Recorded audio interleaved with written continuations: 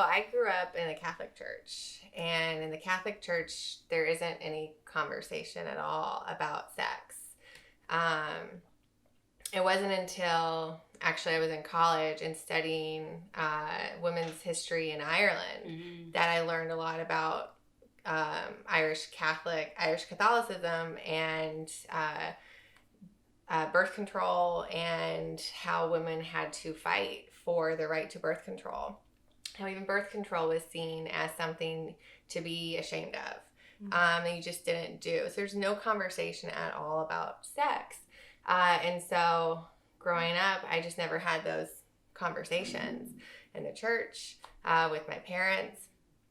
And living in the Bible Belt, the only conversations around sex was postponing sexual involvement. We called it PSI. And so there wasn't education about sex in schools. It was just why you should wait until marriage to have sex. Yeah. So I got all my knowledge from friends and from the world, people I hung out with, their mothers. I remember being in the car one day in 8th grade with one of my best friends, and she and her mom were talking about oral sex. And I had to ask, what is oral sex?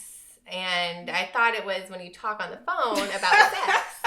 Or just talk about sex. Wow. Yeah, and they laughed so much at me, and I just felt like I'm very naive, very ignorant.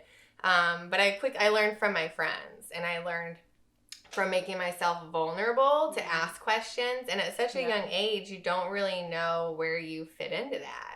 And instead, you end up not saying anything and acting like you know everything, and in reality, you know nothing. Yeah. That's interesting.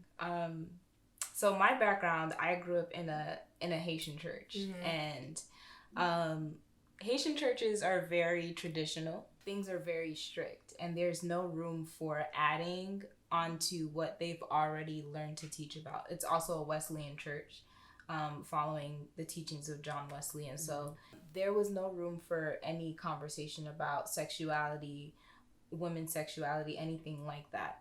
And so for me, having struggled with my own sexuality for so long, it wasn't a place that I felt comfortable to speak about it.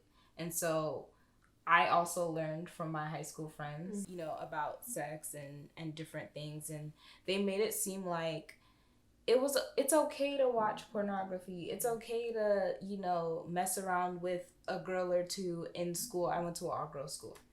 Nothing that would have helped me to kind of move forward from what I was struggling with was taught in the church. But on top of that, the church was also the first place that I experienced molestation. And so not having knowledge of my own body, but then my body being abused in the same space was really hard for me, and I didn't understand, what that looked like. There was no teachings on it. There might have been one person that I reached out to, but then she told on me and she told my mom what I told her, and then it was like very awkward in my home for 2 weeks because I guess my parents didn't know how to handle that either. And so my church was very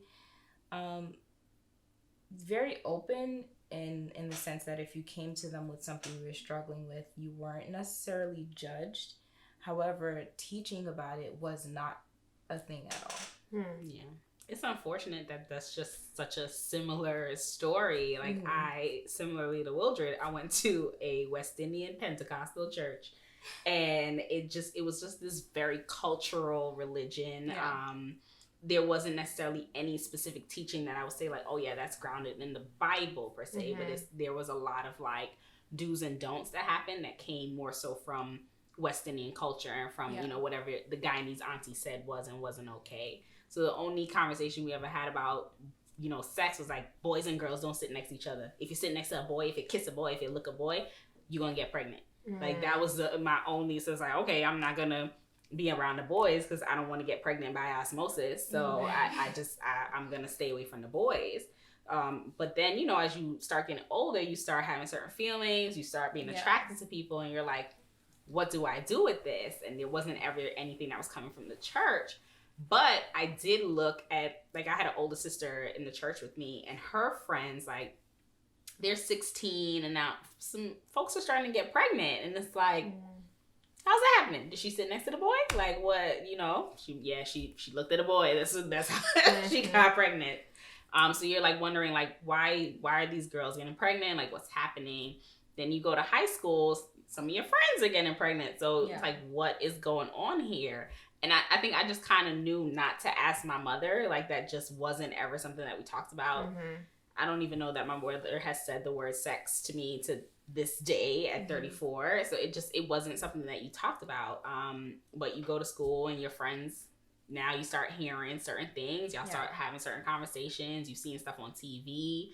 You're exposed to certain things, watching shows. Like, that was my sex education. And I did explicitly have a sex education class in 7th grade, and I was aghast. What this is, I don't like this. But, you know, your friends are all like, yeah, sex is cool. Like, this is just what you do. So you're like, okay, I guess sex is great. Let's do this. Yeah, there definitely wasn't that teaching in church.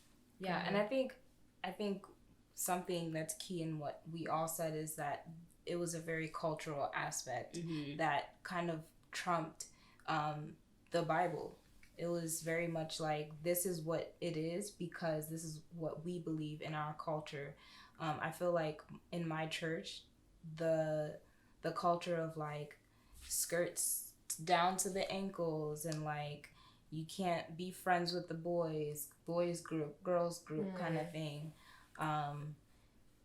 It spoke louder than the Bible to me. Yeah, and definitely. So when in that moment of struggling, I was like, okay, well, I don't want this to be my struggle, but I don't want to carry a purse. I don't want to wear pink. I don't want to only sit with the girls. So how does this work out? But even like thinking about that point of like the culture, like sometimes you might have been struggling with things, but their culture projected things on you that now it becomes your struggle. Like I think about in the church that I was going to, I had one best friend, a girl. We hung out all the time.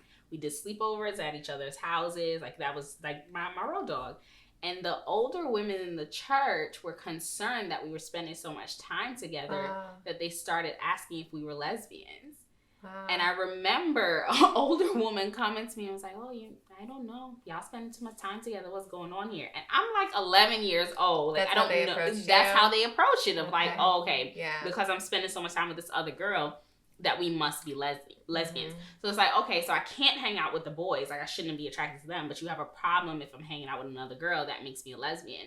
So there was just like all these cultural misunderstandings that now get projected onto you that becomes your struggle, where I'm not even thinking about that, but because you as an older person speak that over me or bring that to me, now I'm like, okay, well, maybe. I'm like, I don't know. Yeah.